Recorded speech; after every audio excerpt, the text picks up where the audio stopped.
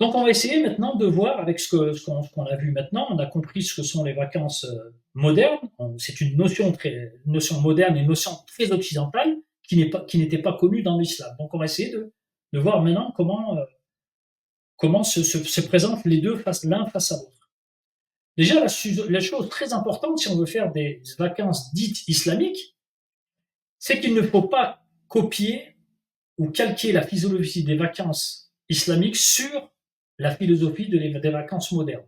Parce que c'est pas la même chose. On l'a dit tout à l'heure. Dans les vacances modernes, euh, on va chercher le loisir, le laisser aller, la distraction. Dans les vacances islamiques, on n'a pas la même, c'est pas cette notion. Et quand je dis ne pas calquer, c'est parce que nous, on a un défaut, c'est qu'on prend des concepts qui sont déjà existants et puis on les analyse. Et vous allez voir plus tard pourquoi je vous dis ça, parce qu'en fin d'intervention, on va le comprendre beaucoup mieux que ça. Donc, pourquoi je dis ça? Pourquoi ne pas calquer? Parce qu'en fait, on comprend dans les vacances modernes que les vacances modernes, c'est une pause sur quoi? Sur le travail, les études, c'est-à-dire les tâches, le rythme, etc., les responsabilités. Là, on fait une pause. Nous, on ne doit pas avoir de pause. On ne peut pas se permettre, parce qu'il y a cette pause dans les vacances modernes, que nous, on a une pause en islam. On ne peut pas avoir la pause de la prière pendant les vacances. Donc, vous voyez, donc ne pas calquer, ne pas prendre la philosophie des vacances comme telle et essayer de la calquer. Parce que psychologiquement, ça nous arrive, ça. C'est-à-dire que, on va le voir tout à l'heure, sur les vacances, ben, souvent on rattrape même les prières plus tard, parce qu'on est en vacances. C'est comme si on pouvait se permettre. Et ce n'est pas le cas. Ensuite, donc dans les vacances modernes, on va avoir les activités loisirs, distraction, laisser aller et l'insouciance. C'est ce qu'on a dit. Et puis, c'est la période durant laquelle tout est permis. Voilà la notion, la philosophie que l'on a des vacances. Eh ben, il faut faire attention de ne pas l'appliquer parce que on ne doit pas nous faire cette pause. Hein, la pause au niveau des obligations islamiques, elle n'est pas permise. On ne peut pas se permettre de la faire parce qu'il y aurait la pause dans les vacances modernes, occidentales, qu'on part dans cette même idée. Pourtant, le mot, c'est le même. On dit je pars en vacances, mais on doit pas partir de la même manière. Par exemple, sur les prières, c'est le fait de la négliger, de la rattraper, de tout rattraper le soir quand on rentre à l'hôtel ou dans notre logement. Ou bien de faire la prière du voyageur au-delà de ses prescriptions. La prière du voyageur a des prescriptions claires et nettes, et ben on va se permettre de raccourcir les prières, par exemple, plus longtemps, de pas en plus longtemps, etc., etc. Donc faire attention à cela. Ensuite, la négligence sur les principes islamiques. D'accord? On a dit que les principes islamiques, par exemple, faire attention sur le principe, la chasteté du regard, c'est cité dans le Coran, c'est clair. La pudeur dans les tenues vestimentaires, etc. Ça aussi, on doit faire attention. D'accord? C'est pas, comme on l'a dit, les périodes de vacances, tout est permis. Non, dans notre cas, tout n'est pas permis. Participation à des soirées musicales et autres. D'accord?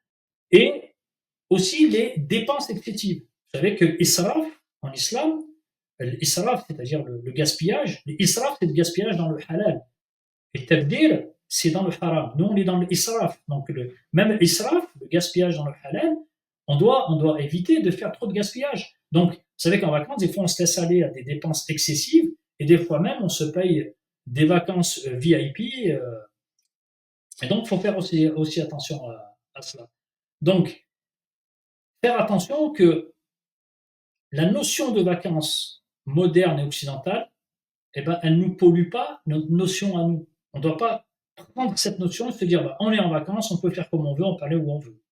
Pour vous donner un exemple, logiquement, on aime beaucoup aller à la mer. Mais quand on va à la plage et on voit des tenues, même si nous, on peut avoir toute la tenue islamique qui incombe, malheureusement, sur les plages, il n'y a pas des tenues islamiques. Donc la question qu'on peut se poser, est-ce qu'on peut y être? Est-ce qu'on a le droit d'être dans ces endroits-là?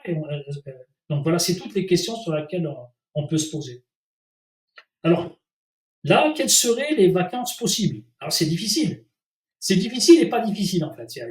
C'est deux choses. C'est que savoir qu'on est dans une société ou dans un pays où ce n'est pas adapté. D'accord? Ce n'est pas adapté. Donc nous, on va quand même faire attention. On va dire, qu'est-ce qui nous est permis? Ben, on reprend ce qui était permis en islam, c'est-à-dire les visites familiales, la recherche de sciences, les retraites religieuses. Bon, alhamdoulilah, il y en a qui organisent, que ce soit des colonies de vacances pour les jeunes ou même des des ribats et d'autres organisations avec des retraites religieuses. Il y a des activités, mais c'est dans un cadre religieux, alhamdoulilah. Ou bien découverte de sites historiques, surtout des sites historiques musulmans. Et ça renforce aussi notre savoir. Donc on voit qu'à travers ça, on peut, en partant dans cet objectif, avoir des vacances tout à fait islamiques. Et surtout, il faut placer la salat au cœur. Parce que, comme vous le savez, la salat, elle est très particulière. C'est une des adorations les plus particulières. Parce que si Ramadan, elle a une période, il faut une période précise, et pas tout le monde ne peut jeûner puisque le malade, il peut rattraper, toutes les adorations, elles ont comment on dit, elles peuvent être dérogées par des conditions. Il faut des conditions de validité. Alors que la prière, même le malade fait la prière. D'accord? La prière, on l'a fait dans tous les cas. Donc, faire attention de placer la prière au cœur même de ses vacances, et c'est au cœur de toute sa vie. Parce que si on s'interroge 2 petites minutes sur la prière, Allah Azzawajal a voulu qu'il y en ait 5 par jour. C'est qu'à chaque fois, c'est un rappel. Donc, en rattrapant ces prières le soir, on loupe 5 rappels, on loupe des moments. Et peut-être que même les prières, elles sont réglées avec l'horloge biologique, on ne sait pas. Donc, Allah a voulu les placer à des heures précises qui marchent avec le soleil.